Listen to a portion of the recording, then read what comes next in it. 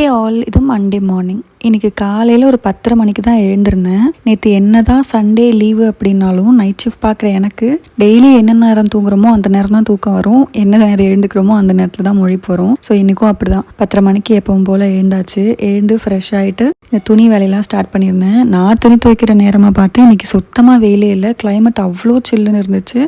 காற்று மட்டும் அடிச்சுட்டே இருந்துச்சு. சரி துவைச்சாச்சு, காய போட்டுருவோம், மழை வந்தால் பார்த்துக்கலாம் அப்படின்னு சொல்லி போட்டேன். பட் நல்ல வேளை மழை வரல. ஸோ இது நான் காய வச்சிட்ருக்க நேரம் மத்தியானம் ஒரு 1:30 மணி இருக்கும். வெயில் கொஞ்சம் கூட எட்டி பார்க்கவே இல்லை. அவ்வளோ மூடியாக இருந்தது கிளைமேட்டு. ஸோ சூப்பராக இருந்ததுனால கொஞ்சம் நேரம் கிளைமேட்லாம் என்ஜாய் பண்ணிட்டு எல்லா வேலையும் முடிச்சுட்டு கோவிலுக்கு போகலான்னு சொல்லி பிளான் பண்ணியிருந்தோம். அதுக்கு தான் கிளம்பியிருந்தேன். ஆக்சுவலி இப்போ நான் வியர் பண்ணியிருக்க டாப் வந்துட்டு ஒரு 10 வருஷம் ஆகுது வாங்கி. இந்த கையெல்லாம் பார்த்து தான் தெரியும்னு நினைக்கிறேன். ரொம்ப கிளியராக தெரியும். 10 வருஷத்துக்குலாம் முன்னாடி இந்த மாதிரி கை அட்டாச் பண்ணும்போது அந்த இடத்துல பார்டர்லாம் இருக்கும். அதை ரிமூவ் பண்ணிவிட்டு நம்ம அந்த பார்டர் அட்டாச் பண்ணணும், அந்த பார்டர் ரிமூவ் பண்ணிட்டு கை அட்டாச் பண்ணணுங்கிற நாலேஜ் கூட நமக்கு அப்போல்லாம் கிடையாது. ஸோ இது நல்லா போட்டு அடிச்சிட்டேன். இருந்தாலும் இப்போ வரைக்குமே ஃபேட் ஆகலை, எதுவுமே ஆகலை, அப்படியே தான் இருக்குது. சூப்பராக இருக்குது. ஸோ இது ரொம்ப நாள் கழித்து வியர் பண்ணணும்னு தோணுச்சு, அதனால் பண்ணியாச்சு.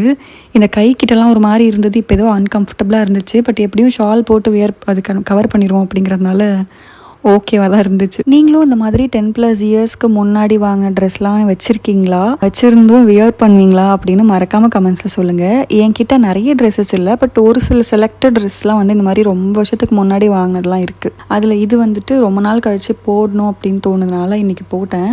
பட் ஆனால் பார்த்தா ரொம்ப விசிபிளாக தெரியும், ரொம்ப அவுடேட்டடாக இருக்கும் குர்த்திலாம். பட் இருந்தாலும் எனக்கு ரொம்ப கம்ஃபர்டபுளாக இருக்கும் இந்த ட்ரெஸ். ஒரு மாதிரி காட்டன், பியூர் காட்டனுங்கிறதுனால ரொம்ப கம்ஃபர்டபுளாக இருக்கும். ஸோ அதனால் வியர் பண்ணியாச்சு.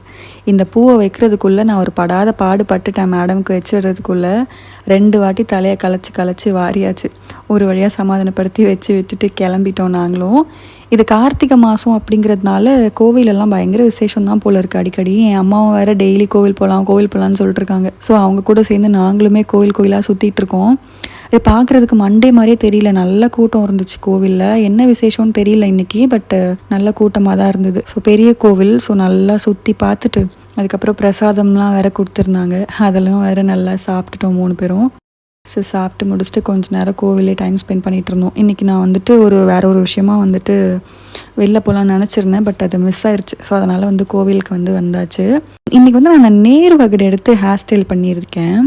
இது நான் ஆல்ரெடி ஒரு வீடியோவில் சொல்லியிருப்பேன். என் மூஞ்சிக்கு என்னமோ இது செட் ஆகாதோ அப்படிங்கிறதுனால இது வரைக்கும் வாங்கினதே கிடையாது. அன்றைக்கி ஃபஸ்ட் டைம் ஒரு வாட்டி வாங்கினேன், இது செகண்ட் டைம்.